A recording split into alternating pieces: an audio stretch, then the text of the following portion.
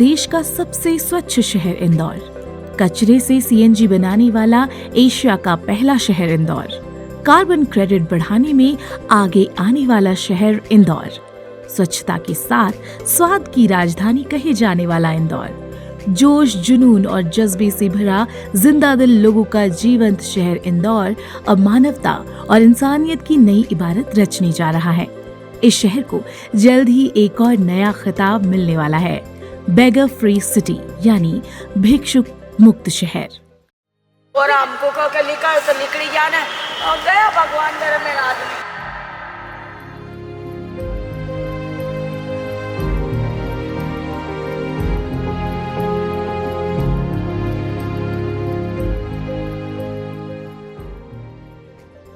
भिक्षुकों की मौजूदगी सेहतमंद समाज का परिचायक नहीं होता। कोई भी व्यक्ति बगैर किसी मजबूरी के सड़कों पर भीख नहीं मांगता। इसी पीड़ा को माननीय प्रधानमंत्री श्री नरेंद्र मोदी जी और प्रदेश के यशस्वी मुख्यमंत्री की संवेदनशीलता ने बेहद गंभीरता से लिया। आपको अपने पैरों पर खड़े करेंगे, आप सम्मान की जिंदगी जिएंगे, आप बाकी को भी भिक्षा ना मांगने दें, स्वाभिमान के साथ जिए और इंदौर को भिक्षा मुक्त भिक्षुक मुक्त शहर बनाए। देश के 10 शहरों को पायलट प्रोजेक्ट में शामिल किया गया। इन 10 शहरों में से एक है इंदौर। इंदौर में लगभग 3200 भिक्षुकों की पहचान कर उनकी जियो टैगिंग की गई है। मंदिर परिसरों, सड़कों, चौराहों और फुटपाथ पर बैठ भीख मांग अपनी जिंदगी गुजर बसर करने वाले इन भिक्षुकों को रेस्क्यू कर पुनर्वास व कौशल विकास केंद्र पहुंचाया जा रहा है। इंदौर के परदेशीपुरा स्थित सामाजिक न्याय परिसर में ये केंद्र बनाया गया है, जहां 100 से अधिक महिला पुरुष भिक्षुकों के लिए आवास और कौशल विकास की सुविधा है।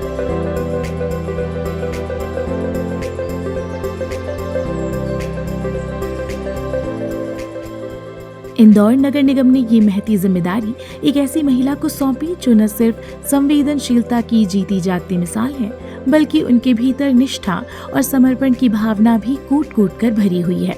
इस महिला का नाम है रूपाली जैन।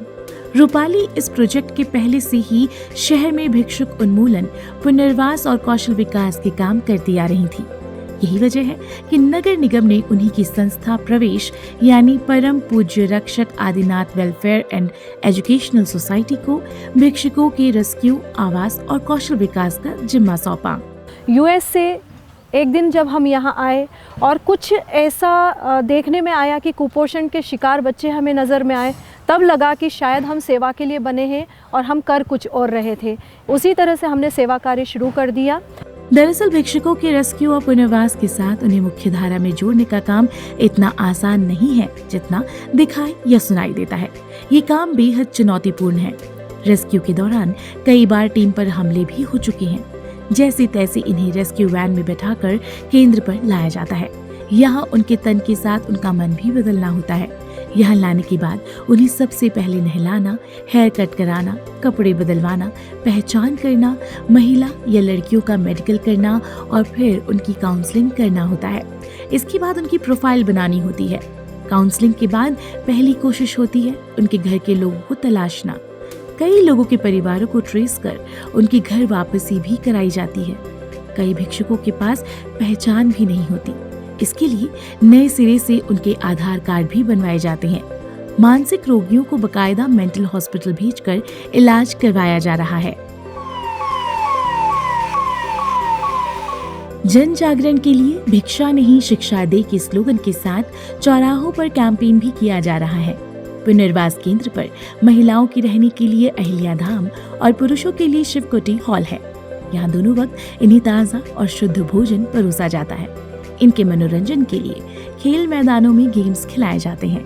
ये जगह सिर्फ इनका एक आशियाना ही नहीं है, बल्कि यहाँ इनकी समग्र विकास और मन स्थिति के मुताबिक कौशल विकास के नए आयाम के लिए मार्ग भी प्रशस्त किया जाता है। मेरी भी सुन ले अर्ज, मुझे घर बुलाता है, भगवान है कहाँ रे तू। हम इसको आगे बढ़ा रहे हैं और बिल्कुल चाहते हैं कि इंदौर एक मॉडल के रूप में काम करे और पूरे भारत में जब भिक्षावृत्ति मुक्त अभियान स्टार्ट होगा तो इंदौर कहीं न कहीं ऐसा एक पैरामीटर सेट कर दे, ऐसा बेंचमार्क सेट कर दे कि इंदौर के अनुभव का लाभ लेकर पूरे भारत को भिक्षावृत्ति मुक्त बनाया जाए। संस्था प्रवेश की प्रमुख रूपाली जैन भिक्षुकों के लिए जीते जी का सहारा ही नहीं बनती, बल्कि किसी भिक्षुक की मौत हो जाने पर उन्हें खुद मुखाग्नि देकर विधिवत अंतिम संस्कार करती हैं। इंदौर में कई ऐसे बच्चे भी हैं जिनकी उम्र स्कूल जाने की है, लेकिन वे चौराहों पर भीख मांगते हैं। कुछ गिरोह भी हैं जो नशे की लत लगाकर उनसे ये घिनौना काम कराते हैं। संस्था ने ऐसे कई बच्चों को मुक्त कराया है।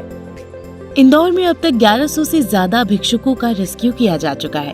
इनमें से 200 से ज्यादा लोग मानसिक रोगी हैं। 1000 लोगों की पहचान कर उनकी घर वापसी कराई गई। फिलहाल 80 लोग पुनर्वास एवं कौशल विकास केंद्र पर रहकर अपने जीवन में विविध रंग भर रहे हैं।